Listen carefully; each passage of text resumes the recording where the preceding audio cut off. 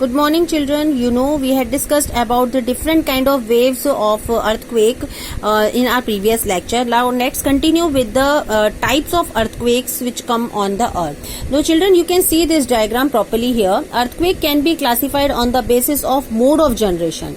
The most common ones, you can see the example of it. You can see this picture.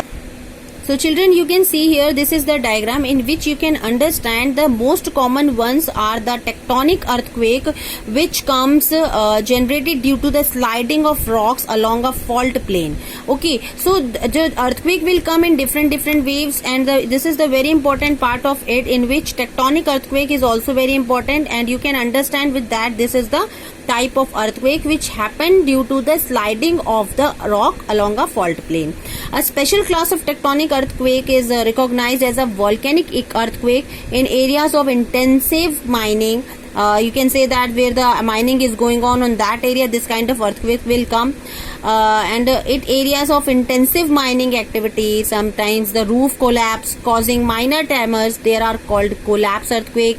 Ground shake earthquake, ground shakes due to the explosion of chemical devices, and such tremors are called explosion of earthquake. So the earthquake that occurs in the areas of large reservoirs are referred as the reservoir induced earthquake. So children, this kind of earthquake will happen because of this activity we have discussed in P and S waves. How can they move? P waves can move anywhere.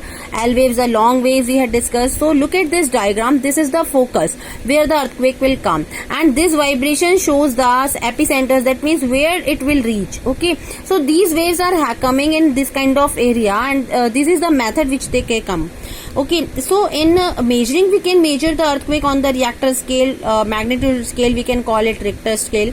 It is a logarithmic scale. The magnitude related to the, you can see the magnitude diagram in YouTube's and all areas, because in your book there is no diagram of Richter scale. So children, the magnitude related to the energy released during the earthquake, the magnitude is measured in absolute number from the 0 to 10. हम जब भी major करते हैं earthquake को, we can measure earthquake on a proper channel and we can call it proper number. तो 0 से लेकर 10 के बीच में जो earthquakes आते हैं, उनकी intensity को हम recall करते हैं. The intensity scale is known as Mercalli scale. Okay, and after the great Italian seismologist Mercalli, the range of this scale is 1 to 12. Okay, remember that 1 to 12 is the scale to measure the earthquake of an area. So children, this is all about the earthquake conditions. You can see this diagram, it shows different waves on the earth, that how they can come and how it will happen. So children, these are the three important waves, P, S and L waves. You can see in the diagram, core section of the earth showing grammatically the path of the P, S and L waves in this diagram. So as core आपका center part of the earth होता है, उसमें इस तरीके से earthquakes आते हैं. The core mental boundary is located at 2900, which you can see, you can discuss, or you have discussed about our previous lecture. So first above 6 listed affect some conditions, how can they affect on the land, liquid area में कौन सा जा सकता है, कौन सा नहीं, it's all about this.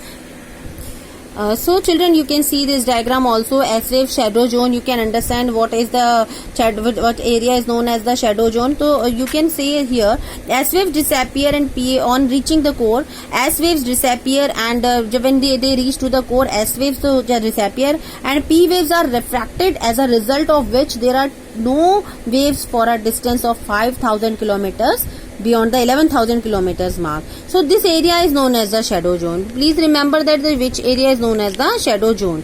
Core तक पहुंचते जिस एरिया में, look at this diagram, 5,000 to 11,000 kilometre जो मार्क एरिया होता है, यहाँ पर S waves disappears हो जाती हैं, and P waves are refracted at a result of which. So no waves you can see here, that this area is known as the shadow zone. So you can see this diagram and understand which area is known as the shadow zone, and in this diagram you can easily understand P wave shadow zone, this area, यहाँ पर आकर S waves खत्म हो जाती हैं, and you can see there is a P waves received here. So this area is known as the shadow zone.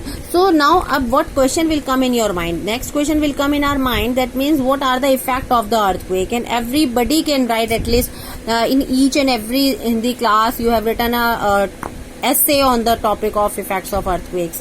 So earthquake is a natural hazard. You know the following which kind of you can say result will come. Differentiate ground settlements, definitely different ground settlements हो जाते हैं. Look at this diagram, you can understand what happened after earthquakes. These are some diagrams, and latest diagram you can see Bhuj effect also, floods, fires, structural collapse, avalanches, ground displacements, falling objects, tsunamis. These are the incidents which happen after the earthquake. Look at this map and you can understand what happened after earthquake.